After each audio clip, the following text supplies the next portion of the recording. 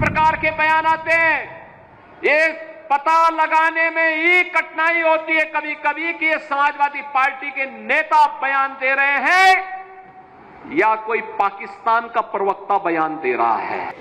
आतंकवाद के खिलाफ देश की लड़ाई प्रधानमंत्री मोदी जी के नेतृत्व में 144 करोड़ के भारत को एक स्वर से लड़ना चाहिए। एक स्वर से प्रधानमंत्री मोदी जी के नेतृत्व में आतंकवाद का नेस्तनाबूद करने के संकल्प के साथ आगे बढ़ना चाहिए। जो थोड़े तत्व सिर उठाने का प्रयास कर रहे हैं, इनके भी जहन्नुम में जाने के दिन बहुत शीघ्र सामने दिखाई देंगे।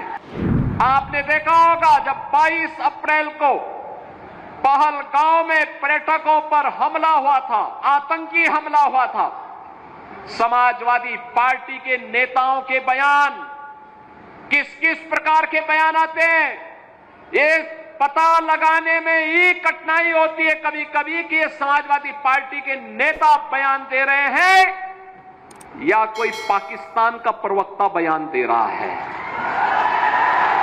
ये पता लगाने में ही कठिनाई हो जा रही है। आपने कल समाजवादी पार्टी के एक पदाधिकारी का मुंबई में दिया गया बयान देखा होगा। इससे पहले कानपुर का एक नौजवान अपने परिवार के साथ गया था पहलगांव, स्वर्गीय शुभम द्विवेदी की निर्मम हत्या कर दी गई। जब पत्रकारों ने समाजवादी पार्टी के अध्यक्ष से पूछा कि आप समाजवादी पार्टी आप वहां क्यों नहीं गए, तो उन्होंने कहा कि हमारी पार्टी का थोड़े था। कितना दुर्भाग्यपूर्ण और शर्मनाक बयान है। बहनों और भाइयों, देश की संवेदना होनी चाहिए अपने नागरिकों पर। पूरा देश पार्टी लाइन से ऊपर उठ करके एक साथ इस घटना की निंदा कर रहा है और समाजवादी पार्टी के लोग इस प्रकार का दुर्भाग्यपूर्ण बयान देते हैं, इस प्रकार का दुर्भाग्यपूर्ण बयान देते हैं। पहलगांव की घटना में उनका एक राष्ट्रीय महासचिव बयान देता है, कहता हिंदू ने हिंदू को मारा है, यानी पाकिस्तान को क्लीन चिट देने की कुत्सित चेष्टा। उनका एक सांसद उससे भी घटिया स्तर का बयान देता है।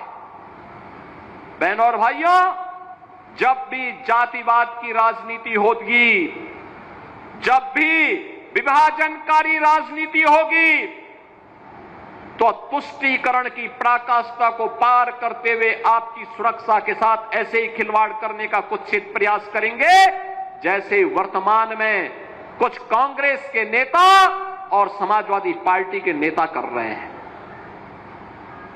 हमें एक स्वर से निंदा करनी चाहिए। आतंकवाद के खिलाफ देश की लड़ाई प्रधानमंत्री मोदी जी के नेतृत्व में 144 करोड़ के भारत को एक स्वर से लड़ना चाहिए। एक स्वर से प्रधानमंत्री मोदी जी के नेतृत्व में आतंकवाद का नेस्तनाबूद करने के संकल्प के साथ आगे बढ़ना चाहिए। इस संकल्प के साथ अगर हम आगे बढ़ेंगे तो जैसे 10 वर्ष में आपने देश से आतंकवाद को, नक्सलवाद को, उग्रवाद को समाप्त होते हुए देखा होगा, ऐसे ही जो थोड़े तत्व सिर उठाने का प्रयास कर रहे हैं, इनके भी जहन्नुम में जाने के दिन बहुत शीघ्र सामने दिखाई देंगे। और इसीलिए बहनों और भाइयों, आज हम सब आपके बीच इसी बात को लेकर के आए हैं। आखिर देश के बारे में कुछ तो दायित्व होने चाहिए, एक तो सीमा होनी चाहिए। सार्वजनिक जीवन में एक लक्ष्मण रेखा तो होनी चाहिए। जब राजनीतिक पूर्वाग्रहों से ऊपर उठ करके हम देश के बारे में सोचें, समाज के बारे में सोचें, जनता जनार्दन के बारे में सोचें, लेकिन उस संकुचित सोच के साथ कार्य करने वाले लोगों से उम्मीद नहीं की जा सकती, उनसे ये उम्मीद नहीं की जा सकती